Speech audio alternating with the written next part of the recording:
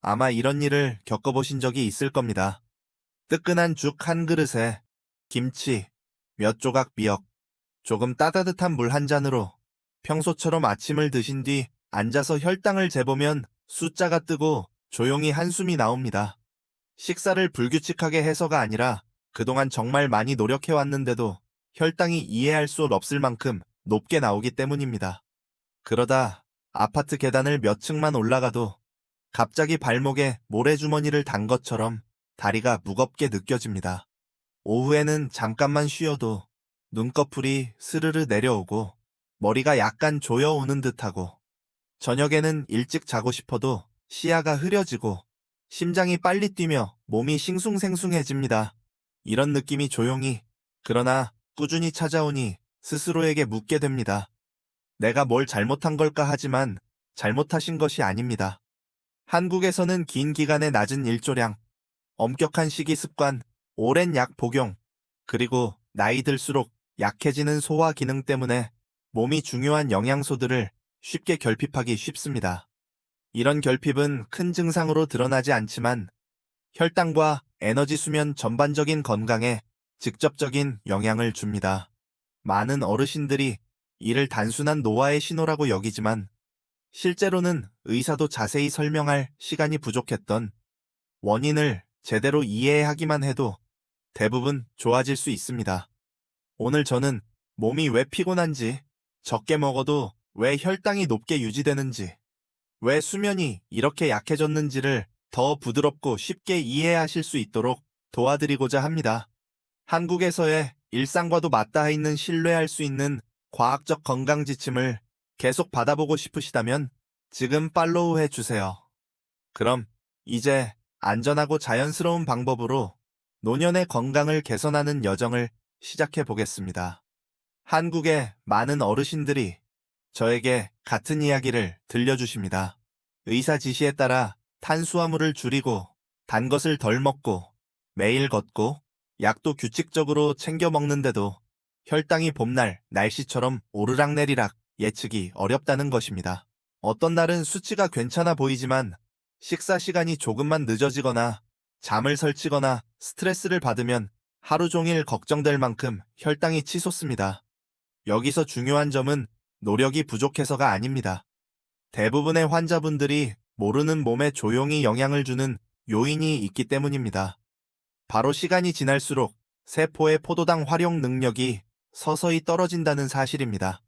특히 60세 이후에는 대사가 크게 달라집니다.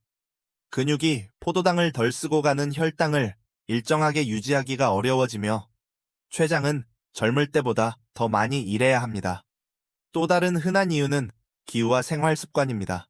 한국은 추운 계절에 햇빛이 부족한 달이 많고 어르신들은 추위나 낙상의 두려움 때문에 외출이 줄어듭니다. 전통 식단은 때로 중요한 영양소가 부족할 수 있고 혈압, 위장, 정권 관절 등 장기간 약 복용은 장의 흡수 능력을 서서히 떨어뜨립니다. 이 모든 것이 겹치면 몸은 포도당을 처리하는데 점점 더 까다로워집니다. 그래서 적게 먹어도 혈당이 높고 운동을 해도 몸이 피곤하며 약을 제 시간에 먹어도 혈당이 들쑥날쑥한 것입니다. 많은 분들이 내 몸이 더 이상 반응을 안 한다거나 내가 뭔가 잘못하고 있나 라고 생각하지만 사실 어떤 시기에는 약이나 노력의 부족이 아니라 인슐린이 제대로 일하도록 도와주는 작지만 중요한 요소들이 부족한 경우가 많습니다.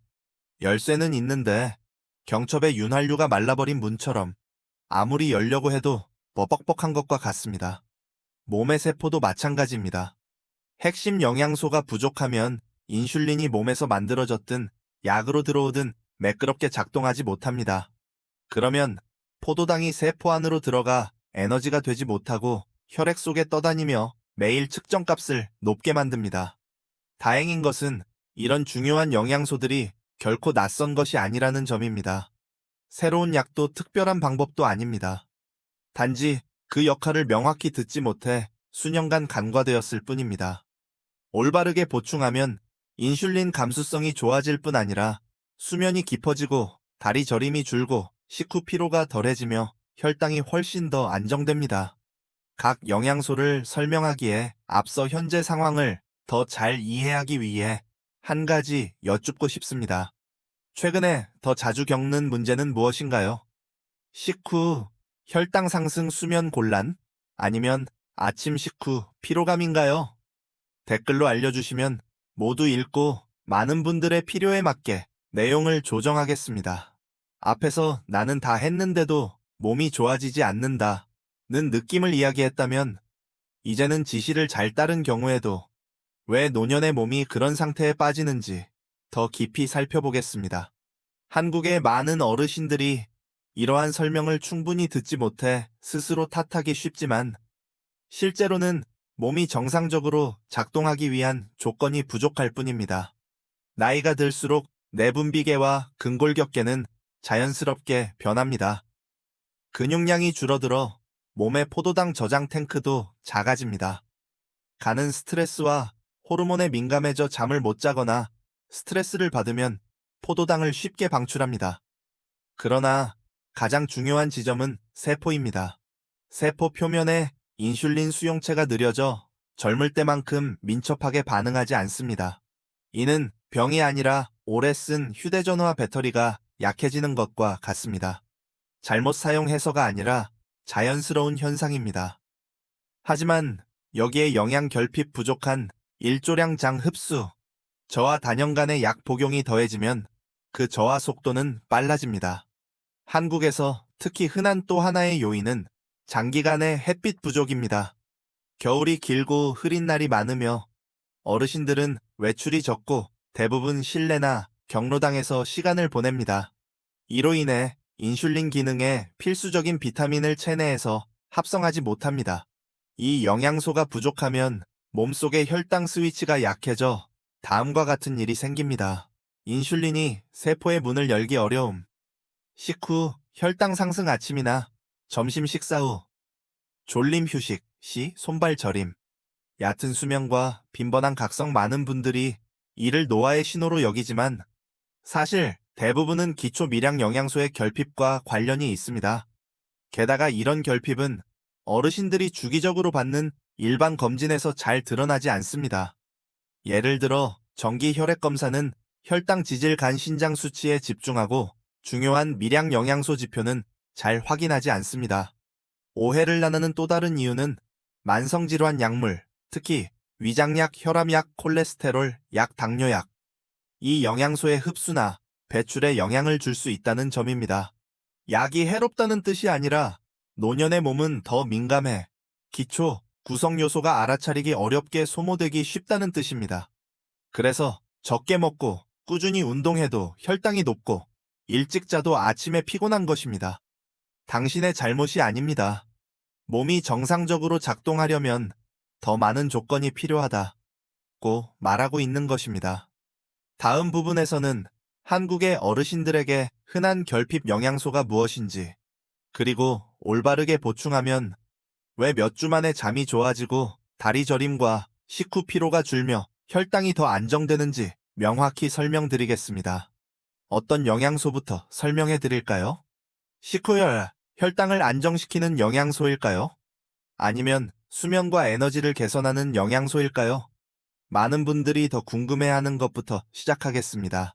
앞서 세포의 문을 열기 어려워졌다 라고 설명드렸듯이 첫 번째로 꼭 이해하셨으면 하는 영양소는 비타민 D3입니다.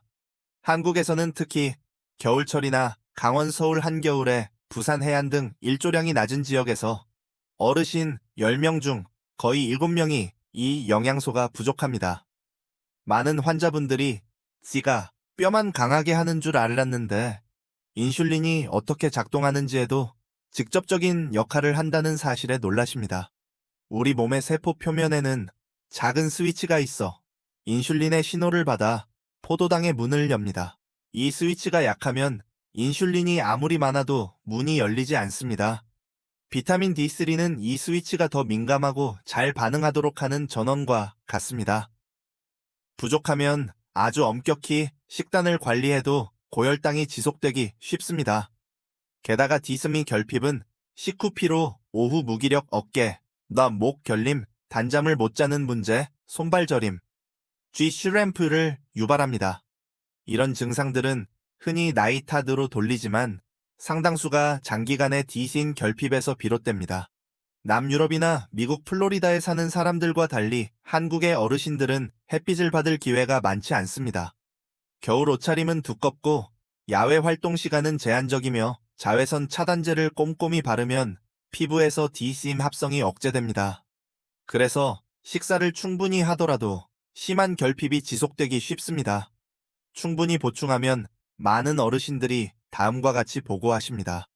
수면이 깊어짐, 근육통 감소 아침, 혈당 감소 야간, 다리 저림, 감소 한낮의 컨디션이 편안해짐 다만 D3 보충은 신중해야 합니다. 노년층은 신장 질환이 있거나 이뇨제를 복용하는 경우가 많기 때문입니다. 그래서 저는 항상 충분한 적정 용량만 사용하고 몇 주간 경과를 보며 조절이 쉬운 순수 D산이 형태를 우선하라고 강조합니다. 다음으로 잘 언급되지는 않지만 혈당 안정성과 혈관 건강에 큰 영향을 주는 영양소, 천연 혼합 비타민 E에 대해 말씀드리겠습니다. 많은 한국인들이 보충해보기 전까지 본인이 부족하다는 사실을 모릅니다. 비타민 D3가 세포 스위치를 켠다면 비타민 E는 그 스위치가 산화 스트레스로 손상되지 않도록 지켜줍니다. 저는 환자분들께 이렇게 설명합니다. 높은 혈당은 혈관과 단백질의 끈적한 사탕 코팅, 이 씌워지는 당화 현상과 같고 이 상태가 지속되면 세포가 강한 산화에 시달려 인슐린이 일하기 어려워지고 전신 피로가 커진다고요. 천연 혼합 비타민 E 혼합, 토코페롤 및 토코트리에놀은 이 산화 과정을 진정시키는 데 도움을 줍니다. 합성 비타민 E가 한 가지 형태만 포함하는 것과 달리 천연 비타민 E는 여러 형태가 있어 각자 다른 역할을 수행합니다. 이들이 팀처럼 작동해 인슐린 신호 전달을 돕고 혈관 손상을 줄입니다. 한국 전통 식단은 비타민 E가 그리 풍부하지 않은 편입니다. 호두 호박씨 참기름이 있긴 하지만 당뇨 환자에서 높아진 산화 스트레스를 상쇄하기엔 총량이 충분치 않은 경우가 많습니다. 게다가 지질을 걱정해 기름 섭취를 줄이면 자연스레 이 결핍이 심해집니다. 비타민 E가 부족하면 다음과 같은 징후가 보일 수 있습니다. 보습을 해도 살짝 일어나는 건성 피부, 짧은 거리, 보행 후, 발저림, 야간 시력, 저와 작은 상처에 더딘 치유 계단 오를 때 다리가 무거운 느낌. 이 신호들은 흔히 간과되지만 세포가 상당한 산화 스트레스에 놓여 있음을 보여줍니다. 세포가 손상될수록 인슐린은 더 일하기 어렵습니다. 여러 해 동안 어르신들을 관찰한 결과 올바른 천연 혼합 비타민 E를 보충하면 다음과 같은 분명한 개선이 나타났습니다. 식후 혈당 감소 저녁 무렵, 시야 흐림 완화, 다리 불평함, 감소 기분이 차분해짐, 저녁 식사 후, 피로 감소 다만 모든 분께 고용량 비타민 E가 맞는 것은 아닙니다. 한근고제를 복용 중이거나 혈압이 낮은 분은 주의해야 합니다. 따라서 가장 중요한 것은 올바른 천연형을 고르고 합성형과 과도한 용량을 피하는 것입니다. 다음으로 한국 어르신들에게 가장 많이 부족하면서도 오해가 잦은 영양소 마그네슘으로 넘어가겠습니다. 세 가지 핵심 영양소 중 마그네슘은 한국 어르신들에게서 결핍이 가장 흔하지만 검사나 상담에서 잘 다뤄지지 않습니다. 마그네슘은 300가지가 넘는 대사 반응에 관여하지만 많은 분들이 쥐나 소화와만 관련이 있다고 생각합니다. 실제로 마그네슘은 수용체 활성화와 포도당의 원활한 세포 유입을 통해 인슐린 작용에 직접 관여합니다. 저는 보통 이렇게 설명합니다. 인슐린이 세포문을 두드리는 사람이라면 마그네슘은 경첩의 윤활유입니다. 마그네슘이 부족하면 문이 잘 열리지 않아 인슐린이 더 애써야 하고 혈당은 오른다는 뜻입니다. 그래서 절임식 후 심장이 두근거림, 수면 곤란 아주 가볍게 저녁을 먹었는데도 아침 혈당이 높은 현상이 흔합니다. 한국에서 마그네슘 결핍이 잦은 이유는 다음과 같습니다. 흰쌀, 면, 전, 죽 등은 많고 짙은 녹색 채소는 적은 식단, 위산 억제제를 포함한 장기 위장약 복용, 이뇨제 복용, 추울 때 물 섭취 감소, 노년기에 약해진 소화력, 마그네슘의 형태도 매우 다양합니다. 산화 마그네슘은 흡수가 낮고 설사를 유발하기 쉽습니다. 시트레이트는 비교적 흡수가 좋고 변비에 적합합니다. 비스글리시네이트는 위장에 부담이 적고 설사를 덜 유발해 장이 예민하거나 대장염이 있는 어르신께 적합합니다. 올바른 형태와 용량을 사용하면 보통 다음과 같은 변화를 느낍니다. 손발 저림 감소, 식후, 심박 급증, 완화, 잠들기 쉬워짐, 야간쥐, 감소, 아침 혈당, 안정, 긴장 완화. 특히 위장약이나 이뇨제를 오랫동안 복용했던 분들은 마그네슘 보충 후 개선폭이 큰 경우가 많습니다. 다음 부분에서는 이 세 가지 영양소를 하나의 그림으로 연결해 보겠습니다. 셋 중 하나만 부족해도, 아무리 노력해도 당뇨 관리 계획이 기대만큼 성과를 내지 못하는 이유입니다. 이제 각 영양소의 역할을 이해하셨으니 다음으로 중요한 것은 올바르게 고르는 것입니다. 어르신들 가운데 광고나 지인 추천으로 비타민을 구매하는 경우가 많은데 나이와 만성질환을 고려하면 잘못 고른 제품은 흡수를 어렵게 하거나 불편감을 줄 수 있습니다. 먼저 비타민 D3입니다. 한국의 어르신에게 중요한 것은 고용량이 아니라 매일 꾸준한 일정 용량입니다. 다른 성분이 과하게 섞이지 않은 순수 D3를 선택해 경과를 보기 쉽도록 하세요. 또한 분말보다 오일 기반 제형이 흡수에 유리합니다. 비타민 E는 라벨을 꼼꼼히 보세요. 혼합 토코페롤 혹은 토코페롤 플러스 토코트리에놀만 선택하시고 DL, 알파 토코페롤 표기는 합성형이므로 피하는 것이 좋습니다. 효과가 떨어질 뿐 아니라 체내 천연형 균형을 무너뜨릴 수 있습니다. 마그네슘은 소화가 예민하면 비스글리시네이트, 변비가 있으면 시트레이트가 더 적합합니다. 신장 질환이 있는 어르신은 용량을 낮추고 반드시 모니터링이 필요합니다. 구매처는 대형 약국, 신뢰할 수 있는 체인 GMP, USP 인증 브랜드를 우선하세요. 온라인 광고에 취약한 경우가 많으므로 가격보다 품질을 우선하시길 권합니다. 이제 많은 어르신들이 실제로 따라해보고 뚜렷한 개선을 보였던 4주 계획을 안전하고 명확하게 드리겠습니다. 영양소의 효과를 극대화하려면 분명한 계획이 필요합니다. 아래는 한국의 많은 어르신들이 시도해 유의미한 변화를 보인 4주 일정입니다. 1주차 비타민 D3를 하루 한 번 점심 또는 약간의 지방이 있는 식사와 함께 복용합니다. 아침 혈당과 수면을 모니터링합니다. 며칠 내 식후 피로가 줄었다고 느끼는 분도 있습니다. 2주차 마그네슘을 저녁에 추가하거나 소화 문제가 있으면 2회로 나누어 복용합니다. 다리 저림 식후 심박, 수면의 질을 관찰합니다. 3주차 천연 혼합 비타민 E를 추가합니다. 피부가 부드러워지고 오후 피로가 줄며 식후 혈당이 약간 낮아지는 것을 느낄 수 있습니다. 4주차 세 가지 모두를 유지하며 기분, 에너지, 혈당을 관찰합니다. 몸이 점차 안정되는 변화를 알아차리기 좋은 주간입니다. 4주 후 호전이 보이면 의사가 저혈당 위험을 줄이기 위해 약을 조정할 수 있습니다. 다음은 이 세 가지 영양소를 사용할 때 한국의 어르신들이 가장 자주 묻는 질문들입니다. 세 가지를 한 번에 먹어도 되나요? 가능합니다. 다만 시간대를 나누어 복용하는 편이 더 좋습니다. 그 밖의 질문들, 메트포르민을 복용 중이라면 메트포르민은 비타민 B2와 DC의 흡수를 떨어뜨릴 수 있으므로 주기적 확인이 도움이 됩니다. D3와 K2를 반드시 같이 먹어야 하나요? 필수는 아닙니다. 한국의 어르신은 조절이 쉬운 순수 D3를 우선하세요.